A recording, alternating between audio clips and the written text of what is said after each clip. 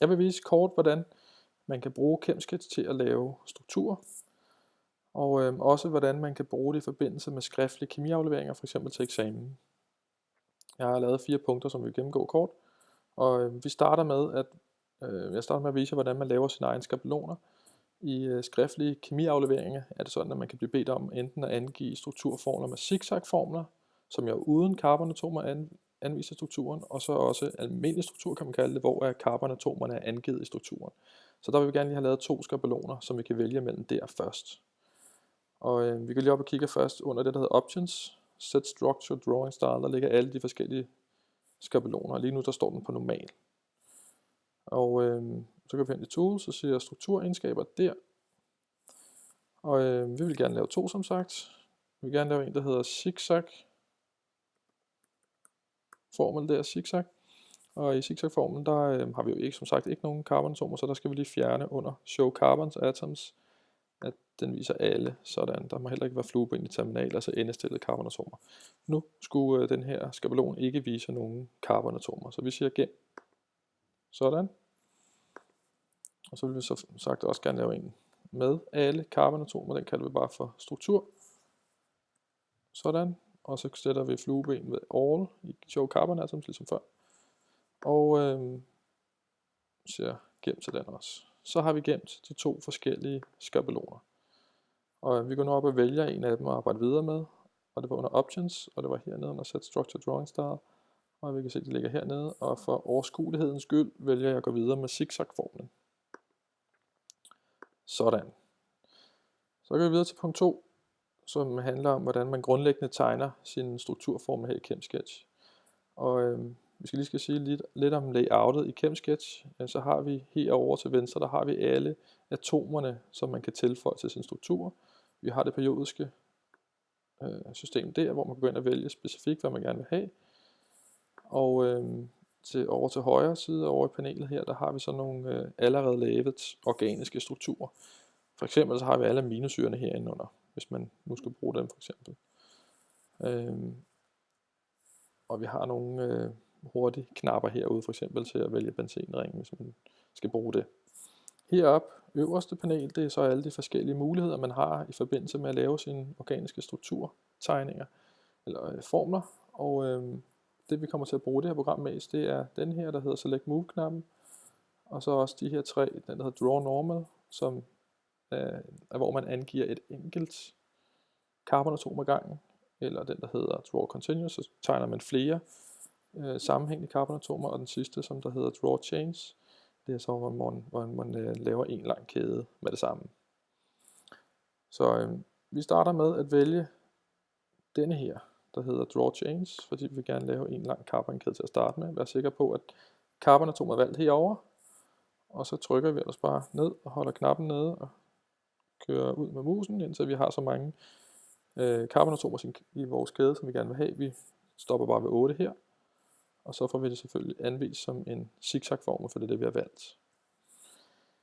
Hvis vi nu skal tilføje funktionelle grupper, så går vi lige op og vælger her enkeltvis tilføjelse af atomer, og så bagefter går vi ned og vælger det atom, som indgår i den funktionelle gruppe, vi skal angive. Og hvis vi gerne vil angive noget med oxygen, ja, så vælger vi selvfølgelig oxygen, og så kan vi tilføje en oxygen her. Og det bliver så en hydroxygruppe, som den starter med at tegne. Man kan oxidere den, så at sige, ved at komme en ekstra dobbeltbinding på til oxygen her, sådan.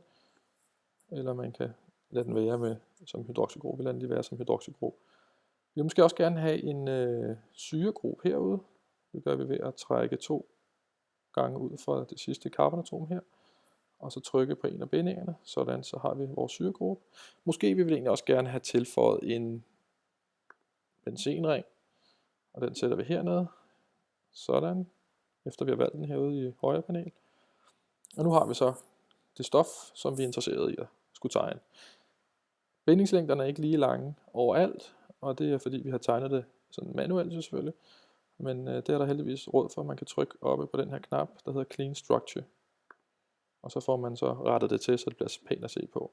Man kan trykke en gang mere, og en gang mere, og så får man forskellige måder forskellige måder, man kan se sin struktur på. Den der vil vi gerne gå videre med. Godt. Vi går videre, og vi vil gerne generere et navn for det her stof, vi har tegnet nu, og vi vil også gerne beregne molarmassen. Så det vi gør, er, at vi skal lige være sikre på, at vi har valgt Select Move-knappen herop, og så vælger vi stoffet, og så går vi op i Tools og genererer navn for struktur. Trykker, og programmet her har nu genereret navnet for strukturen. Så sætter vi lige herover til højre side, fordi vi vil jo også gerne have beregnet molarmassen for det her stof. Og igen så vælger vi stoffet, går op i Tools, den her gang går vi ned til Calculate, og tager den der hedder Formula Weight. Vælger, så copy til editor, så lægger den der, og vi kan rykke den ned under vores navn. Sådan. Og vi vil måske egentlig også gerne have molekylformlen, for den skal vi også angive. Den kan man også finde herinde under Calculate. Den ligger der øverst. Molekylform. Man kan også vælge en masse andre parametre, som kan beregnes i programmet her. Så trykker man bare hernede All Properties, og så kommer de op som i en stor bærevælling, og så kan man vælge ud derfra, hvis man er interesseret i det. Men vi tager lige vælge den der. Den havde vi valgt. Vi prøver igen. Tools. Molekylform. Sådan. Det er nu vigtigt at være opmærksom på, at i hvert fald i skriftlig kemi til eksamen, at der skal de her betegnelser, de skal angives med dansk, så der skal man lige have rettet det til, fordi programmet her angiver det på engelsk. Heroppe der har man to knapper at vælge mellem. En der hedder struktur, det er når man tegner strukturen, det siger sig selv. Den anden det er draw, det er når man skal tegne i figuren eller skrive tekst. Så den trykker vi lige på, og så være sikker på, at edit tekst ned under den er trykket ned knappen der, sådan. Så kan man rette sin tekst til her, hvor navnet her er jo angivet på engelsk, og det er vi ikke interesseret i. Vi er interesseret i, at det kommer til at stå på dansk, så det skriver vi lige nede under. Heptan, syre, sådan, og så går vi op og vælger det engelske navn herop, og fjerner det. Sådan, og det samme med to andre beregnede parametre. Molekylformen her. Det var det jo ikke. Jeg skal lige læse, hvad der står. Der står molarmasse. Sådan. Så er det altså en god idé lige at rette de betydende cifre lidt til. Sådan der. Og måske skrive gram per mol. Ikke? Ellers er det ikke så heldigt, hvis ikke man husker det. Hernede kan vi så rette det til at hedde molekylformel. Sådan. Så er det parat til at blive kopieret over sin opgave. Men nu kunne det, vi godt lige vælge struktur. Nu kunne det jo godt være, at man skulle angive de funktionelle grupper også, så man måske havde brug for at skulle tegne lidt i sin struktur. Og det kan man også ret nemt gøre. Vi skal vælge Draw igen. Og så kan man vælge forskellige måder, eller forskellige former herude. Vi vil gerne vælge en cirkel her. Og den cirkel, den kan vi jo så passende sætte rundt om carboxylsyregruppen hernede. Og per default er cirklen lavet således, at den er fyldt ud med farve. Men det kan man heldigvis fjerne ret let hernede på krydset. Sådan, det kun bliver selve cirklen, at man ser. På den måde kan man angive forskellige steder i sin molekyl, hvis man bliver bedt om det. Det kunne også være hydroxygruppen hernede, man skulle angive sådan. Fjerner vi lige fyldet, sådan.